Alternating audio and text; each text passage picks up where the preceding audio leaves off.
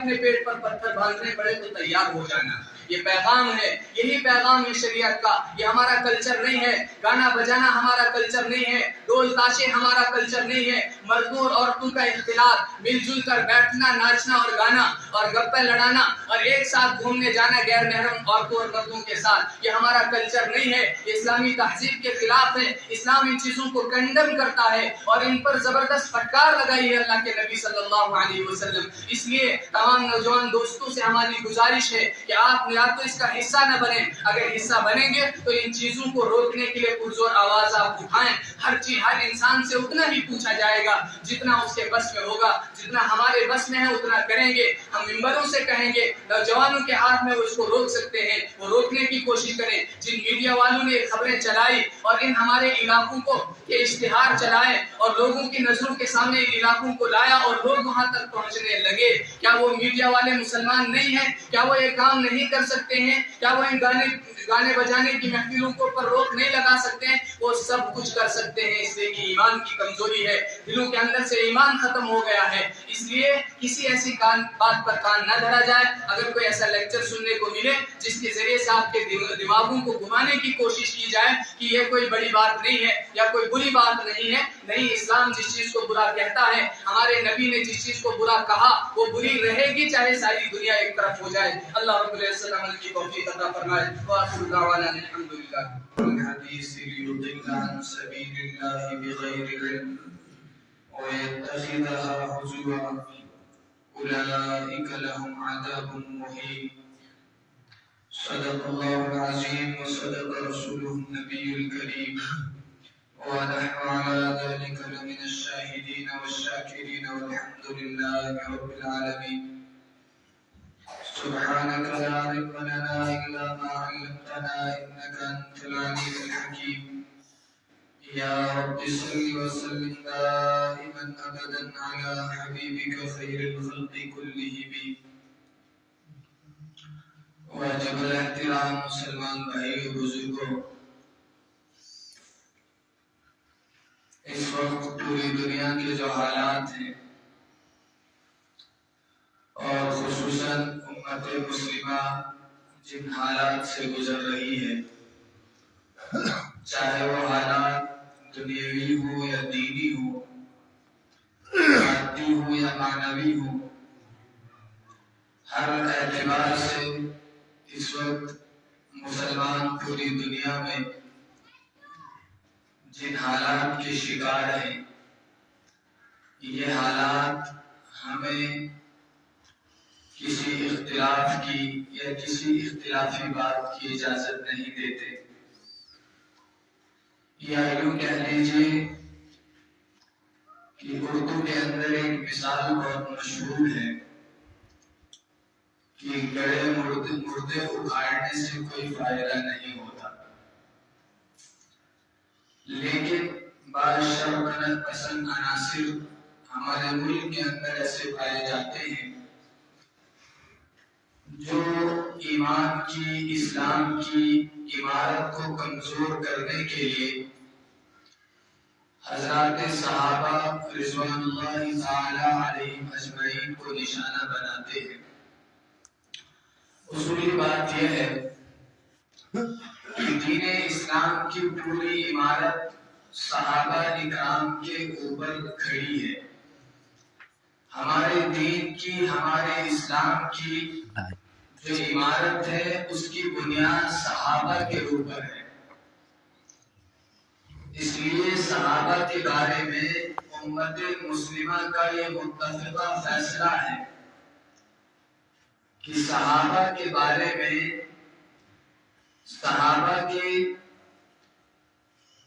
اعمال کے بارے میں یا صحابہ کا جو طرز عمل رہا ہے اس کے بارے میں کوئی کلام نہیں کیا جائے گا. اس لیے کہ صحابہ اکرام کو جو سند دی ہے وہ اللہ رب العزت نے اپنے قرآن کے ذریعے سے دے دی ہے. جب صحابہ اکرام کے ایمان پر, ان کی دیانتداری پر, ان کی ایمانداری پر اللہ رب العزت نے مہر لگا دی ہے تو پھر کسی انسان کی کیا حیثیت ہے کہ وہ صحابہ کے بارے میں کوئی بکواس کرے یا صحابہ کے بارے میں کوئی بات کرے۔ اللہ رب العزت نے سورہ حشر کے اندر یہ بات ارشاد فرمائی ہے، للفقراء المہاجرین الذین اخرجوا من دیارہم واموالہم یبتغون فضلا من اللہ ورضوانا وینصرون اللہ ورسولہ اولئک هم الصادقون۔ یہ آیت مہاجرین صحابہ کے بارے میں ہے کہ انہوں نے اپنے گھر بار چھوڑے، انہوں نے اپنا مال چھوڑا، انہوں نے اپنا سب کچھ لٹایا اللہ اور اس کے رسول کی مدد کرنے کے لیے، اپنے ایمان اور دین کو بچانے کے لیے، اور یہ اپنی اس قربانی کے اندر سب کے سب سچے ہیں۔ اولئک هم الصادقون والذین تبوؤا الدار والایمان من قبلہم، اور دوسری آیت جو اس کا تعلق انصار صحابہ سے ہے، جو مدینہ کے رہنے والے صحابہ ہیں اس سے ہے، اور ان کے بارے میں فرمایا اولئک هم الفائزون، یہ سارے کے سارے کامیاب ہیں۔ اس کے علاوہ بے شمار ایسی آیتیں ہیں جن کے اندر صحابہ اکرام کی فضیلت وارد ہوئی ہے۔ مفسرین نے یہاں تک بات لکھی ہے کہ جہاں جہاں ایمان والوں سے کوئی مطالبہ قرآن کرتا ہے یا اللہ رب العزت نے قرآن کی زبان میں ایمان والوں سے کوئی مطالبہ کیا ہے، کچھ صفات کا مطالبہ کیا ہے کہ ایمان والوں کو چاہیے یہ صفات اپنے اندر پیدا کریں، تو بیک وقت وہ آیتیں صحابہ اکرام کے لیے بشارت ہوتی ہے کہ صحابہ کے اندر یہ صفات موجود تھی، اور باقی قیامت تک آنے والے ایمان والوں کے لیے وہ پیغام اور مطالبہ ہوتا ہے کہ آپ کو بھی یہ صفات اپنے اندر پیدا کرنی ہے۔ اس وقت پورے ملک کے اندر جو ایک شور برپا کیا گیا ہے، حضرت امیر معاویہ رضی اللہ تعالی عنہ جو اللہ کے نبی صلی اللہ علیہ وسلم کے صحابی ہیں، کاتب وحی ہیں، قرآن کو لکھنے والے ہیں، اللہ کے نبی صلی اللہ علیہ وسلم کی ان کے سلسلے میں بشارتیں موجود ہیں، دعائیں موجود ہیں۔ وہ اللہ کے نبی صلی اللہ علیہ وسلم کے مخلص صحابی تھے، اور باقی صحابہ کے الفاظ سے بھی اس بات کی صراحت ہوتی ہے، لیکن کچھ شرپسند عناصر جس میں علماء بھی شامل ہیں، یہ وجہ تو نہیں معلوم کہ وہ کیوں ایسا کر رہے ہیں۔ آج کے دور میں صحابہ پر طعن و تشنیع کرنا، یا آج کے دور میں صحابہ کے اندر جو آپسی لڑائیاں ہوئی ہیں جن کو مشاجرات صحابہ کہتے ہیں، آپس میں صحابہ کے جو اختلافات تھے ان کو چھیڑنے کا کوئی مقصد ہی نہیں بنتا ہے۔ آپ یہ سمجھ لیجئے، اگر ہاسپٹل کے اندر دو ڈاکٹر آپس میں لڑ جائیں، اگر دو ڈاکٹروں کی آپس میں لڑائی ہو جائے کسی دوائی کو لے کر، ایک ڈاکٹر کہے کہ اس دوائی کا یہ دوائی اس بیماری کا علاج ہے، یا اس بیماری کے لیے علاج کے طور پر یہ دوائی دی جا سکتی ہے، اور دوسرا ڈاکٹر کہے کہ نہیں اس بیماری کا جو علاج ہے یہ دوائی نہیں ہے، دوسری دوائی ہے، تو اب کوئی چمار یا کوئی بھنگی اٹھ کر ان کا فیصلہ نہیں کر سکتا ہے۔ یہ بات ہر ایمان والے کو سمجھنی چاہیے۔ آج سوشل میڈیا کے ذریعے سے جو دماغ خراب کیے جا رہے ہیں، اور صحابہ کے خلاف جو بکواس کی جا رہی ہے، صحابہ پر جو طعن و تشنیع کیا جا رہا ہے، اس کی مثال ایسی ہی ہے کہ دو انجینئر آپس میں لڑ جائیں، دو ڈاکٹر آپس میں لڑ جائیں، دو ٹیچروں کا آپس میں کسی بات پر جو ہے تنازع ہو جائے، اور ایک بھنگی یا چمار یا صفائی کرنے والا ان کے درمیان فیصلہ کرنے کی کوشش کرے۔ جب صحابہ کے درمیان جو جنگیں ہوئی، صحابہ کے درمیان جو اختلافات تھے، وہ صحابہ کی زبان سے اگر ہم سنیں گے تو ہمیں اس کی صحیح تصویر سامنے آئے گی۔ تو میں عرض کر رہا تھا کہ حضرت معاویہ رضی اللہ تعالیٰ عنہ کے تعلق سے جو باتیں کی جا رہی ہیں، ایک بات یاد رکھیے گا کہ تاریخ ایک کچرے کا ڈھیر ہے۔ تاریخ جو لکھی گئی ہے، اسلامی تاریخ ہے یا دیگر تاریخ ہو، وہ ایک کچرے کا ڈھیر ہے، اور اس کے اندر رتب و یابس سب کچھ شامل کر دیا گیا ہے۔ کس نے کیا لکھا اب کون جانتا ہے کس نے کیا لکھا۔ جس وقت ہم دنیا کے اندر جی رہے ہیں، اس وقت بھی بہت سارے کاتب لکھ رہے ہیں جو دنیا کی تاریخ لکھ رہے ہیں، جو دنیا کے حالات لکھ رہے ہیں۔ اب ان میں سے بہت سارے جھوٹ بھی لکھ رہے ہوں گے، ہمیں تو نہیں معلوم ہے وہ کیا کیا لکھ رہے ہیں۔ آگے آنے والا جب قاری پڑھے گا ان کتابوں کو تو اس کو وہ پتہ چلے گا کہ اس کے اندر تو یہ بات بھی لکھی ہے، یہ بات بھی لکھی ہے۔ اب سچ کیسے ثابت ہوگا؟ جو آج کے دور کے لوگ ہیں وہ تو چلے گئے ہیں، سچ کون بتائے گا؟ تو پھر کتابوں کی تحقیق کی جاتی ہے، چھانبین کی جاتی ہے، اس دور کے لوگ کیا کہتے تھے، صحابہ نے اس بارے میں کیا کہا ہے، ان کے جملے دیکھے جاتے ہیں، ان کے کلمات دیکھے جاتے ہیں۔ ظاہر سی بات ہے کچھ معمولی سی چیزیں سامنے آتی ہیں۔ معمولی چیزیں سامنے کیوں آتی ہیں؟ جیسے میں نے عرض کیا، آج کوئی لکھ رہا ہے تو ہمیں معلوم ہی نہیں ہے، ہمیں معلوم ہی نہیں ہے کس نے کیا لکھا۔ بعد میں جا کر اگر کوئی ایسی کتاب سامنے آتی ہے کہ اس میں کچھ غلط سلط لکھ دیا گیا ہو تو آج کے لوگ موجود نہیں ہوں گے تو سچ بتائے گا کون؟ ایسا ہی تاریخ کا معاملہ ہے کہ تاریخ لکھی گئی، کوئی بات ادھر سے کوئی بات ادھر سے، تو ایک کچرا ہے، اس میں سے جو کوئی انسان تلاش کرنا چاہے مل جائے گا۔ اس لیے بعض لوگ وہ ہیں جو قرآن کو ماننے والے، احادیث کو ماننے والے، لیکن اللہ کے نبی صلی اللہ علیہ وسلم کے منکر ہیں، بعض اللہ کو بھی نہیں مانتے ہیں اور قرآن سے دلیلیں پیش کرتے ہیں۔ یہ ساری چیزیں کیوں ہوتی ہیں؟ تو تاریخ ایک کچرا ہے۔ اگر آپ کو کسی صحابی کو سمجھنا ہے تو اس کو احادیث کی روشنی میں سمجھا جائے گا۔ حضرت معاویہ رضی اللہ تعالیٰ عنہ کو جب ہم احادیث کی روشنی میں دیکھتے ہیں تو وہ ایک صاف ستھرے اور بڑے اور سچے صحابی کی شکل میں سامنے آتے ہیں۔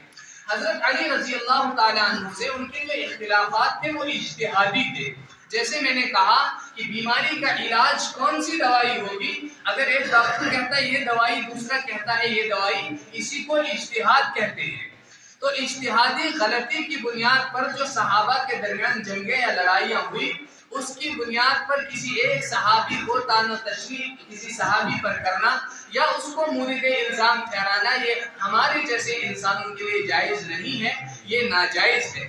سب سے آخری بات جو ہمارے علماء نے کہی ہے وہ یہ ہے کہ اس معاملے میں خاموشی اختیار کی جائے۔ صحابہ کا معاملہ ہے، اللہ کے نبی صلی اللہ علیہ وسلم کے سارے لاڈلے تھے، ان کا معاملہ اللہ پر چھوڑ دو، اللہ رب العزت ان کے بارے میں کیا فیصلہ کرتے ہیں۔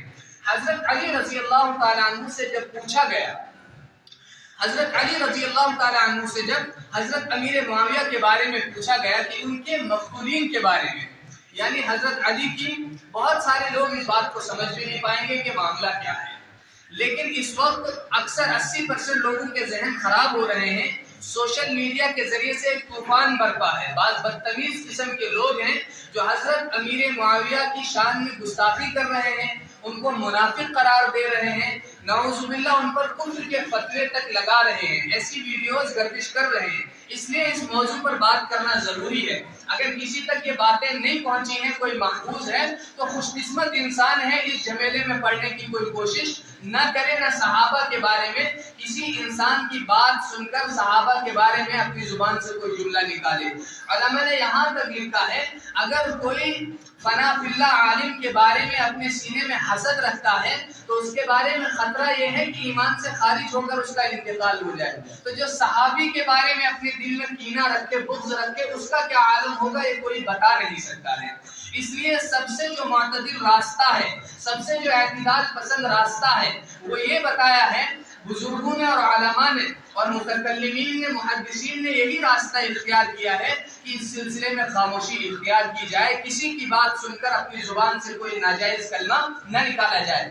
اللہ کے نبی صلی اللہ علیہ وسلم نے حضرت معاویہ رضی اللہ تعالیٰ عنہ کے بارے میں فرمایا اللہم اجعلہ ہادیا مہدیا واہد بہ، اے اللہ تو اس کو ہدایت یافتہ بنا اور اس کے ذریعے سے ہدایت پھیلا، اس کو ہدایت دینے کا ذریعہ بنا۔ اور اللہ کے نبی کی دعا مقبول دعا ہوتی تھی، اس لیے حضرت امیر معاویہ رضی اللہ تعالیٰ عنہ کے دور میں جہاں جہاں تک اسلامی فوجیں پہنچی اور اسلامی لشکر پہنچے، وہاں تک حضرت امیر معاویہ رضی اللہ تعالیٰ عنہ اسلام کے پھیلانے کا ذریعہ بنے، ہدایت کے پھیلانے کا ذریعہ بنے۔ اور حضرت علی رضی اللہ تعالیٰ عنہ نے فرمایا کہ ہمارے مقتولین اور حضرت معاویہ کی طرف سے جو لوگ جنگ کے اندر شہید ہوئے وہ سب کے سب جنت میں جائیں گے۔ اگر امیر معاویہ منافق تھے نعوذ باللہ، اگر ان کا دین سے کوئی واسطہ نہیں تھا تو پھر حضرت علی خود یہ کیوں فرما رہے ہیں کہ دونوں جنت میں جائیں گے؟ اور جب بھی حضرت علی سے پوچھا گیا، حضرت علی نے اخوت کی بات کی ہے، اخواننا بغوا علینا، یہ ہمارے بھائی ہیں، یہ ہمارے ایمان والے بھائی ہیں، انہوں نے ہمارے اوپر زیادتی کی ہے، ٹھیک ہے ان سے ہماری لڑائی ہو گئی، یہ اس لڑائی کے اندر غلط ہیں، لیکن پھر بھی ہمارے ایمان والے بھائی ہیں، ہماری ان کی اجتہادی غلطی ہے جس کی بنیاد پر ہم سے جنگ کر رہے ہیں۔ حضرت ابو ہریرہ رضی اللہ تعالیٰ عنہ فرمایا کرتے تھے، لا تکرہوا امرأۃ معاویہ، حضرت امیر معاویہ رضی اللہ تعالیٰ عنہ کی امارت کو ناپسند نہ کرو، اس لیے کہ اگر امیر معاویہ کا انتقال ہو گیا تو سر ایسے گریں گے جیسے حنظل پھل گرا کرتے ہیں۔ تو یعنی وہ سمجھتے تھے، صحابہ اس بات کو سمجھتے تھے کہ حضرت معاویہ فتنوں کے لیے اور جنگوں کے لیے ایک آڑ ہے، ایک دروازہ ہے، اور یہی ہوا۔ اس لیے حضرت ابو ہریرہ رضی اللہ تعالیٰ عنہ بڑے کھلے الفاظ میں کہتے تھے، سن 60 کی دہائی سے پناہ مانگو، اور خود بھی یہ دعا کرتے تھے، اللہ سن 60 کی ہجری سے پہلے مجھے موت دے دینا۔ یہی ہوا، پہلے حضرت ابو ہریرہ رضی اللہ تعالیٰ عنہ کا انتقال ہوتا ہے، اس کے بعد حضرت امیر معاویہ شہید ہوتے ہیں، اور اس کے بعد سے فتنوں کے ایک لامتناہی سلسلہ جاری ہوا۔ اس کے بعد حضرت حسین کو شہید کیا گیا، اور اس کے بعد وہ سارے صحابہ کا قتل عام ہوا۔ یہ ساری چیزیں اپنی جگہ ہیں، لیکن حضرت امیر معاویہ رضی اللہ تعالیٰ عنہ ایک سچے صاف ستھرے صحابی تھے، اجتہادی غلطی ان سے ہوئی ہے، سب نے یہ بات لکھی ہے کہ انہوں نے جو بغاوت کی تھی وہ صحیح راستے پر نہیں تھی، ان سے اجتہادی غلطی ہوئی، لیکن اس کی بنیاد پر کوئی ان کو مورد الزام نہیں ٹھہرا سکتا ہے۔ اللہ کے نبی صلی اللہ علیہ وسلم کی ایک حدیث پیش کرتا ہوں، وقت بہت کم ہے۔ اللہ کے نبی صلی اللہ علیہ وسلم کی حدیث تو اس پر ایک مہر ہے۔ اللہ کے نبی نے فرمایا حضرت حسن کے بارے میں، میرا یہ بیٹا دو بڑے مسلمان گروہوں کے درمیان اتفاق اور اتحاد کا ذریعہ بنے گا۔ میرا یہ بیٹا حضرت حسن رضی اللہ تعالیٰ عنہ یہ اللہ کے نبی کے نواسے تھے، حضرت حسین کے بڑے بھائی، حضرت علی کے بیٹے، بڑے بیٹے، ان کے بارے میں فرمایا کہ میں دیکھ رہا ہوں میرا یہ بیٹا دو مسلمان جماعتوں کے اندر، بڑی بڑی عظیمتان لکھا ہے حدیث کے اندر کہ دو بڑی بڑی مسلمان جماعتوں کے اندر اتفاق اور اتحاد کا ذریعہ بنے گا۔ اور حضرت ہوا یہی کہ جب حضرت علی رضی اللہ تعالیٰ عنہ کا انتقال ہوتا ہے، حضرت حسن رضی اللہ تعالیٰ عنہ نے حضرت امیر معاویہ سے صلح کی۔ جب اللہ کے نبی فرما رہے ہیں یہ دونوں مسلمان گروہ ہیں، یہ دونوں مسلمان جماعتیں ہیں، تو کوئی کون ہوتا ہے فتویٰ لگانے والا کہ فلاں منافق تھا یا کون تھا؟ اس لیے سب سے جو اعتدال پسند بات ہے، پیغام یہی ہے کہ آپ کچھ بھی سنیں سوشل میڈیا کے ذریعے سے، سب سے پہلے ہم صحابہ کے الفاظ کو دیکھیں گے، احادیث کو دیکھیں گے، کوئی کیا کہتا ہے۔ لوگ حدیث صحیح پڑھتے ہیں، ترجمہ غلط بتاتے ہیں، لوگ حدیث صحیح پڑھتے ہیں، اس کا مطلب غلط سمجھاتے ہیں، حدیث کسی اور چیز کے بارے میں ہوتی ہے، اس کا مفہوم غلط سمجھایا جاتا ہے، جس کے ذریعے سے ذہنوں کو معاف کیا جاتا ہے، کیچ کیا جاتا ہے۔ اس لیے کسی ایسی بات پر کان نہ دھریں۔ اگر صحابہ کے خلاف کوئی آواز اٹھاتا ہے تو اپنے آپ کو دل ہی دل میں سمجھائیں کہ ہم اس طبقے کے اندر شامل نہیں ہوں گے۔ اگر ان کے درمیان کوئی معاملہ تھا وہ اللہ کے سامنے جائے گا، اللہ تعالیٰ ان کے درمیان فیصلہ فرمائیں گے، ہمیں اللہ رب العزت نے اس کا ذمہ دار نہیں بنایا ہے۔ ایک چیز تو یہ عرض کرنی تھی۔ دوسری چیز، آج کل ہمارے اس جو معاشرے کے اندر ایک تحریک چل رہی ہے کہ پہاڑوں کے اوپر جایا جائے اور وہاں کی جو خوبصورتی ہے اس کو دیکھا جائے، بہت اچھی بات ہے، جانا چاہیے، دیکھنا چاہیے اللہ کی قدرت کو، لیکن اس ضمن کے اندر جن برائیوں کو اور جن بے حیائی اور فحاشی کی جن چیزوں کو پروموٹ کیا جا رہا ہے، جن چیزوں کی طرف بلایا جا رہا ہے، وہاں جو میلے لگائے جا رہے ہیں، وہاں جو ناچ گانے کی محفلیں ہو رہی ہیں، وہاں جو ڈانس ہوتا ہے، یہاں تک سننے میں آیا کہ ہمارے یہاں علاقے کی بچیاں جا کر وہاں ڈانس کرتی ہیں۔ یہ لعنت کی بات ہے۔ اللہ کے نبی صلی اللہ علیہ وسلم، خدا رب العزت نے قرآن کریم کے اندر فرمایا وَمِنَ النَّاسِ مَن يَشْتَرِي لَهْوَ الْحَدِيثِ لِيُضِلَّ عَن سَبِيلِ اللَّهِ، بہت سارے لوگ ایسے ہیں جو ایسی چیزوں کو خرید کر لاتے ہیں جن کے ذریعے سے وہ انسانوں کو، ایمان والوں کو، اللہ کے بندوں کو گمراہ کرنا چاہتے ہیں، اللہ کے صحیح راستے سے ہٹانا اور روکنا چاہتے ہیں۔ فرمایا فَلَهُمْ عَذَابٌ مُّهِينٌ، ان کے لیے اللہ رب العزت نے دنیا اور آخرت میں رسوا کن عذاب تیار کر رکھا ہے۔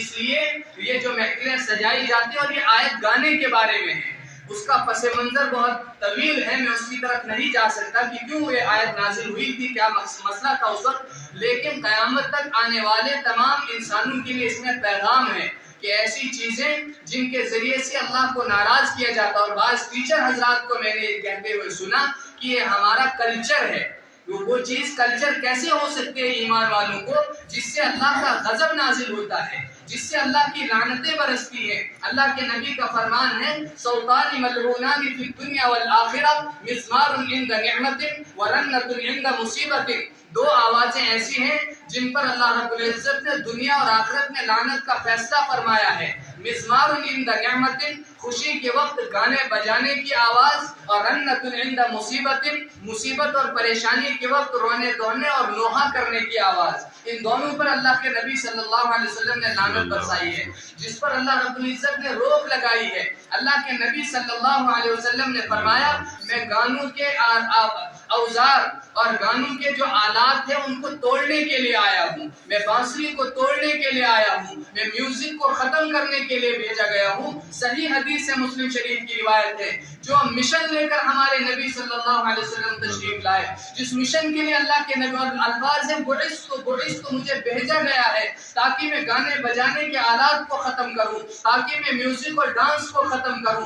آج مسلمان کہتا ہے یہ ہمارا کلچر ہے، یہ ہمارا کلچر نہیں ہے، یہ اسلامی تہذیب کے خلاف ہے، یہ ہماری ثقافت کے خلاف ہے، یہ ہمارے خاندانی روایات کے خلاف ہے، اس لیے اس سے بچنا ضروری ہے۔ نوجوان دوستو، اگر آپ نے تحریک چلائی اور ہندوستان کے کونے کونے سے لوگوں کو بال بدری اور ان علاقوں کے اندر پہنچایا، آپ یہ کر سکتے ہیں، آپ پابندی لگا سکتے ہیں، کوئی یہاں شراب نہیں پی سکتا، کوئی یہاں گانا نہیں گا سکتا، یہاں گانے کی محفل نہیں ہو سکتی۔ اگر آپ احتجاج کریں گے، آپ لوگوں کو روکیں گے، آپ اس کی دعوت چلائیں گے، ہمارے کلچر کے بہت سارے اور بھی حصے ہیں، وہاں والی بال بھی کھیلا جا سکتا ہے، وہاں فٹ بال بھی کھیلا جا سکتا ہے، وہاں دوسرے ایسے کام کیے جا سکتے ہیں جو جائز ہیں۔ کیا ضروری ہے اس چیز کی بنیاد پر اور فیشن کی بنیاد پر اور ان چیزوں کی بنیاد پر گانے کو پروموٹ کیا جائے، بے حیائی کو پروموٹ کیا جائے، فحاشی کو پروموٹ کیا جائے؟ ہمارے مسلمان نوجوان بھی تیار ہیں اتوار کو جانے کے لیے، آپ جائیے، لیکن یہ عہد کر کے جائیے اگر گانے کی مجلس ہوگی، اگر گانے کی محفلیں ہوں گی، اگر مردوں اور عورتوں کا اختلاط ہوگا تو ہم اس کے لیے رکاوٹ اور آڑ بنیں گے، ہم اپنی طرف سے حق ادا کر دیں گے ایمان والا ہونے کا۔ اگر اس جذبے کے ساتھ جائیں گے، خدا کی قسم آپ کے یہ سفر اللہ رب العزت مبارک کر دیں گے، آپ کی جوانیوں کو اللہ رب العزت آباد کر دیں گے، آپ کے گھروں کو اللہ آباد کریں گے۔ ورنہ یہ جو چیزیں ہیں ان کے ذریعے سے جو بے برکتیاں نازل ہوں گی، ان کے ذریعے سے جو لعنتیں نازل ہوں گی، وہ ہمارے گھریلو سسٹم کو بھی تباہ کر دیں گی، ہمارے گھر کی برکتوں کو ختم کر دیں گی، ہماری روزی کی برکت ختم ہو جائے گی۔ آج جو نعرہ لگایا جا رہا ہے کہ اس کے ذریعے سے لوگوں کو روزگار ملے گا، کیا کرو گے اس روزگار کا جس سے اللہ ناراض ہو جائے گا؟ کیا کرو گے ایسے روزگار کا جس کے ذریعے سے اللہ کی طرف سے عذاب کے فیصلے ہو جائیں گے؟ کیا کرو گے اس کے ایسے روزگار کا جس کے ذریعے سے ہمارے گھر کی بچیاں اور بیٹیاں بے حیا بن جائیں گی؟ ہمیں ایسے روزگار کی ضرورت نہیں ہے۔ اللہ کے نبی نے کیوں پیغام دیا تھا اپنے پیٹ پر دو دو پتھر باندھ کر؟ ایمان والو، اگر ایمان اور کفر کا اور ایمان کا کسی غیر شرعی چیز کے ساتھ مقابلہ ہو جائے تو ایمان کے لیے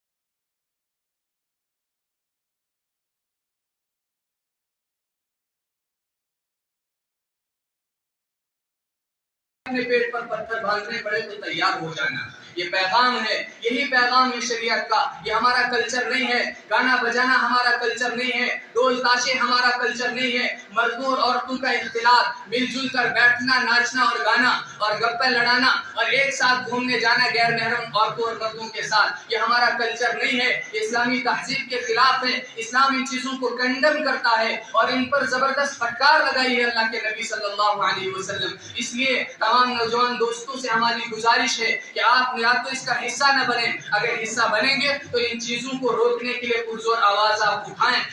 ہر انسان سے اتنا ہی پوچھا جائے گا جتنا اس کے بس میں ہوگا. جتنا ہمارے بس میں ہے اتنا کریں گے. ہم ممبروں سے کہیں گے, نوجوانوں کے ہاتھ میں وہ اس کو روک سکتے ہیں, وہ روکنے کی کوشش کریں. جن میڈیا والوں نے خبریں چلائی اور ان ہمارے علاقوں کو کے اشتہار چلائے اور لوگوں کی نظروں کے سامنے ان علاقوں کو لایا اور لوگ وہاں تک پہنچنے لگے, کیا وہ میڈیا والے مسلمان نہیں ہیں؟ کیا وہ یہ کام نہیں کر سکتے ہیں؟ کیا وہ ان گانے بجانے کی محفلوں کو پر روک نہیں لگا سکتے ہیں؟ وہ سب کچھ کر سکتے ہیں, اس لیے کہ ایمان کی کمزوری ہے, دلوں کے اندر سے ایمان ختم ہو گیا ہے. اس لیے کسی ایسی بات پر کان نہ دھرا جائے. اگر کوئی ایسا لیکچر سننے کو ملے جس کے ذریعے سے آپ کے دماغوں کو گھمانے کی کوشش کی جائے کہ یہ کوئی بڑی بات نہیں ہے یا کوئی بری بات نہیں ہے, نہیں, اسلام جس چیز کو برا کہتا ہے, ہمارے نبی نے جس چیز کو برا کہا وہ بری رہے گی چاہے ساری دنیا ایک طرف ہو جائے. اللہ رب العزت عمل کی توفیق عطا فرمائے. وآخر دعوانا الحمدللہ.